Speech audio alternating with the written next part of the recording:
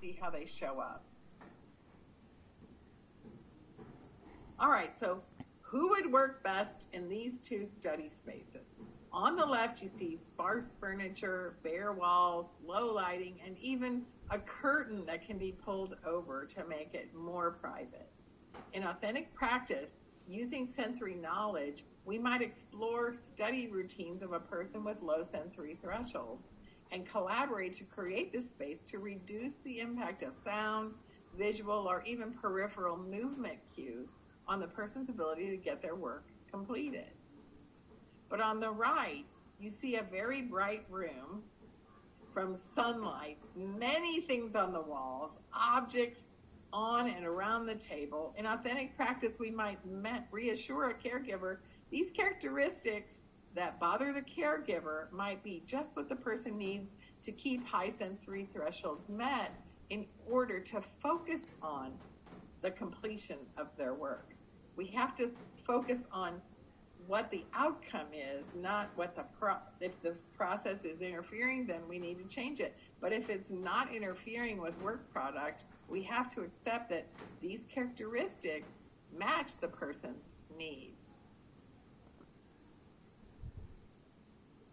So how about these two kitchens? The one on the left is clean and tidy with everything put away. The kitchen on the right makes it easy to see and reach for whatever the cook might need. I'm a seeker in cooking, so I prefer the kitchen on the right. I would get really distracted looking for things and then thinking of new things I could do with the ingredients I saw in the cabinets I really didn't expect to open. So having it all out where I can see it is a much better match for my brain, because the novelty of the cooking becomes the focus instead of the novelty of what are all the things behind these cabinets. So what factors do we need to consider for a child or any family member in these 4 living rooms? Different family members would do well or be challenged in each of these spaces. You can see that the bottom right living room is busier and would be a better place for seekers. But having a TV screen lit by ambient light might be challenging for people with low sensory thresholds. You can see the more casual nature of the bottom left living room, which might be a more common pattern you would see in a home of a bystander. And on the top right living room, it looks more like a sensor with sparse, tidy spaces. And the bright light might be way too much for an avoider who needs dampened lighting in the upper right. We can use settings that people have control over to get clues about their sensory preferences.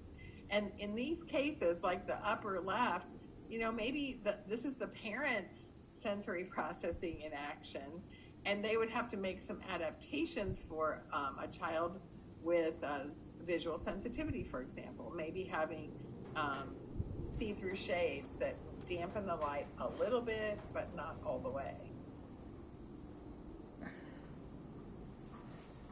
Let's think about parks as well. There's many kinds of parks. So first we have to think about what a park is for. The park on the left might be best for people with low sensory thresholds and offers getaway spaces for people who get overwhelmed really easily. The amusement park on the right might be great for seekers, but others in your group might need some getaway options in this particular busy space. And one of the ways that I've used with families is by getting a map of the space and then mapping out the flow of their activity throughout and where they might linger or not linger depending on what the needs of their family members are. Now let's think about a family unit or an adult group, whichever one is best matched for you. So in this case, Julia is the mom and she's a bystander. So she misses cues and she's really easygoing. So she's a nice parent to have around. She wants to find a way to hang out with her 2 sons. Spencer is a seeker for movement and Emilio is sensitive to touch and sound. They try out many settings and activities before they finally settle on going to the neighborhood park. Julia can walk around and watch the 2 boys while Spencer is climbing, running, and playing tag with other children, and Emilio is content to dig in the corner of a large sand pit. They're all happy and talk about their experience at the park on the way home and during dinner. Thinking about what a context offers is an important part of infusing sensory ideas into our practices.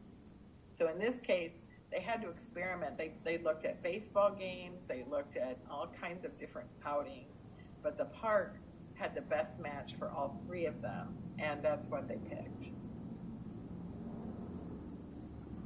This is Eric.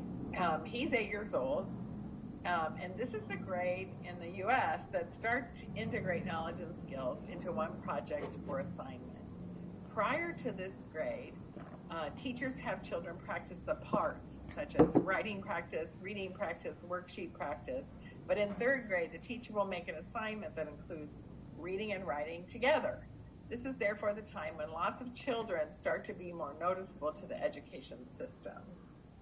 Eric is fine during individual seat work when he can get up a lot within one project or assignment. He does better on seat work when he can be in a quiet place to work, but he still has to take a lot of breaks. He's been getting into fights on the playground, but the PE teacher says he's fine during class. They're working on martial arts right now, and at home he plays tennis and really enjoys it. So that's just a little quick profile of Eric.